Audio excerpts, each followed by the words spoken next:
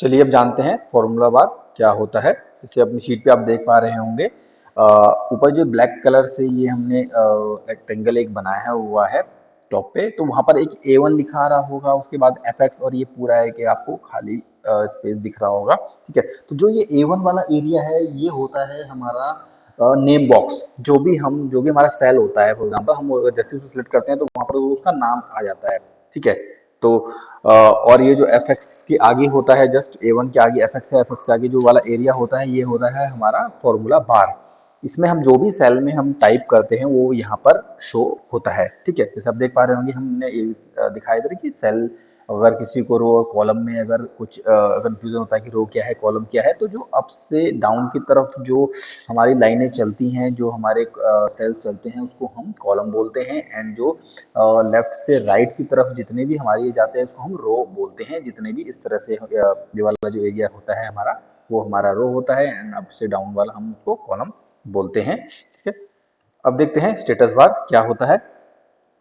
Status bar ये होता है जैसे कोई भी हम ये हमारा नीचे होता है। ठीक है, जो हमारा विंडो होता है, ठीक है, एक्सेल विंडो होता है, उसके नीचे हमारे में ये सेटिंग होती है। जैसे हमें कोई, फॉर एग्जांपल कोई भी हम कैलकुलेशन कर रहे हैं, कोई भी हम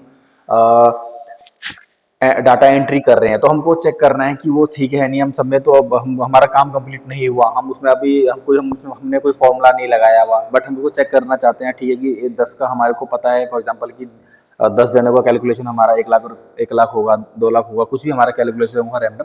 तो हम उसको कैसे चेक करते हैं, उसका एवरेज क्या होता है, उसका मिनिमम नंबर कौन सा है, मैक्सिमम नंबर कौन सा है। अगर हम उसको चेक करना हो रैंडमली जस्ट फॉर टेस्टिंग, तो हम इसका हम यूज करते हैं। ठीक है, एक बार इसको हम देख लेते हैं अपने लाइव शीट पे देखते हैं। तो जैसे ये हमारा आ गया, जैसे हमारा A1 आप देख पा रहे होंगे। अब जैसे मैं यहाँ क्लिक करूंगा तो ये हमारा आ गया I8 आ गया। तो ये हमारा जो हो गया ये हमारा है नेम बॉक्स। ठीक है, फॉर एग्जांपल मैं यहाँ कुछ भी टाइप करता हूँ XYZ, तो यहाँ पर हमारा ये फॉर्मूला बार में हमारा ये शो होने लग जाता है। जो हमारा ये लेफ्ट साइड के होता है, ये लेफ्ट साइड में। ठीक है, ये राइट साइड में हो गया, ये हमारा लेफ्ट साइड में हो गया पूरा फॉर्मूला बार। तो ये हमें पूरा हमारा ये शो होता है। ठीक है, अब जैसे कि हम आगे बढ़ेंगे अभी, तो स्टेटस बार के बारे में बात कर रहे थे। हमारा जैसे कोई भी डाटा है, फॉर एग्जांपल हमने एक कोई डाटा ले लेते हैं रैंडम, ये डाटा मैंने बना के रखा हुआ है, कोई भी सेल्स का है, कुछ भी हम ले सकते हैं। ठीक है, जनवरी में हमारी इतनी सेल हुई 7,63,000 के अराउंड, फरवरी में हमारी हुई 63,045 एंड 7 के अराउंड। ठीक है, तो ये हमारा एक डाटा बना हुआ है, तो इसका हमारा हमने यहाँ टोटल हमने किया हुआ है। ठीक है, तो हम इसको चेक करना है कि भाई हमारा स्टेटस बार में ये सही है कि नहीं है। हम दो का चेक करना चाहते हैं कि हम सिर्फ जनवरी फरवरी का हम चेक करना है हमको। ठीक है, बट हम वो कैलकुलेशन अलग से कर सकते हैं। बट अगर हम रैंडमली हमें कोई पूछ लेता है, हम काम कर रहे हैं कि जनवरी फरवरी का हमारा सेल्स क्या था, तो हम सिंपली ये करेंगे, इन दो को सिलेक्ट करेंगे, तो वो डाउन में हम जैसे यहाँ पर देख पा रहे होंगे, हमारे कर्सर आपको शो हो रहा होगा कि यहाँ पर ये जो डाटा है ये हमारा है आपका स्टेटस बार है।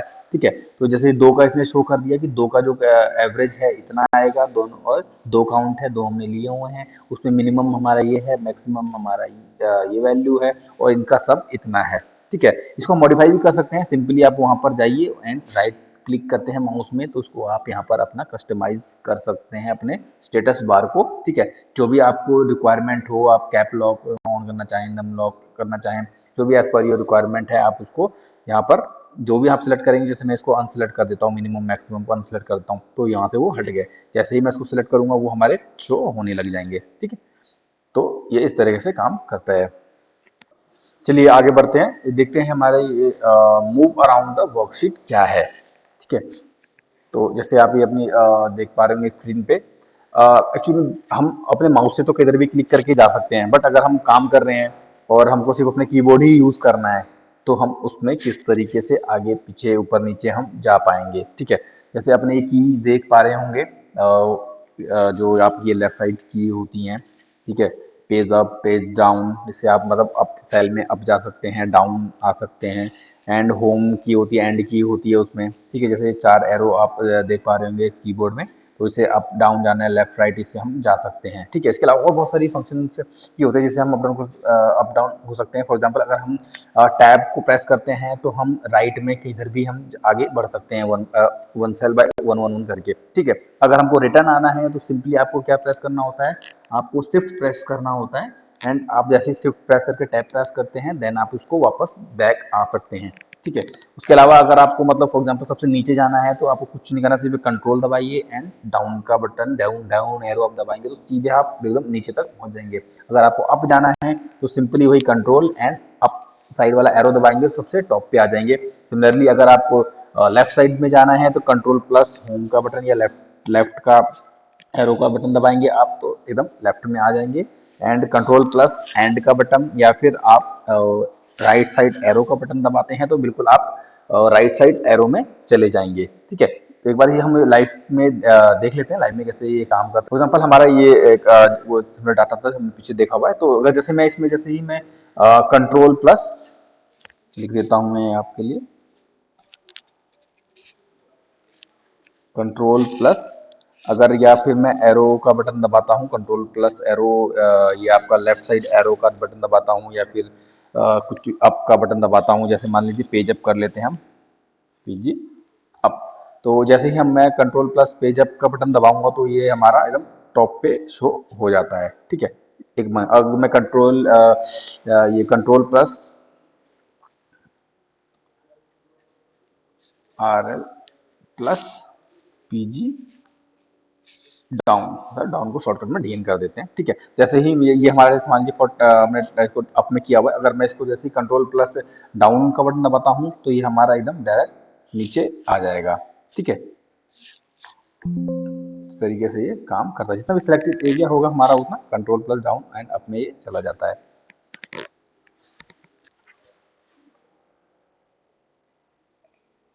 ठीक है, सिमिलरली अगर हमको लेफ्ट में है और अगर हमको एंड में राइट में जाना है तो सीधे हम कंट्रोल प्रेस करके रखेंगे। जैसे ही एंड या फिर राइट साइड का एरो बटन हम क्लिक करते हैं तो एकदम हम एंड में जा सकते हैं। सिमिलरली हमको कंट्रोल प्रेस करना है एंड कंट्रोल की एंड होम या फिर लेफ्ट साइड एरो क्लिक करेंगे तो हम वापस स्टार्टिंग में आ जाते हैं। ऐसे ही हम अप डाउन पूरे सीट में हम जा सकते हैं अगर हमको एकदम से अप डाउन या जाना है। अदरवाइज हम जैसे हम नॉर्मली हम इसको एरो को वन बाय वन क्लिक कर सकते हैं, डाउन में, अप में, या फिर एंड को क्लिक करते हैं या फिर हम राइट साइड एरो को क्लिक करते हैं, देन हम उसको राइट में ले जा सकते हैं। सिंपली होम को या लेफ्ट एरो को क्लिक करते हैं तो हम उसको लेफ्ट में ला सकते हैं। अगर हम अप साइड एरो को क्लिक करते हैं या फिर पेज अप को क्लिक करते हैं तो हम इसमें उसको अप साइड ले जा सकते हैं, या फिर हम डाउन एरो को क्लिक करते हैं एंड पेज डाउन को क्लिक करते हैं तो ये हमारा नीचे आता है। ये हमारी कुछ फंक्शंस होते हैं।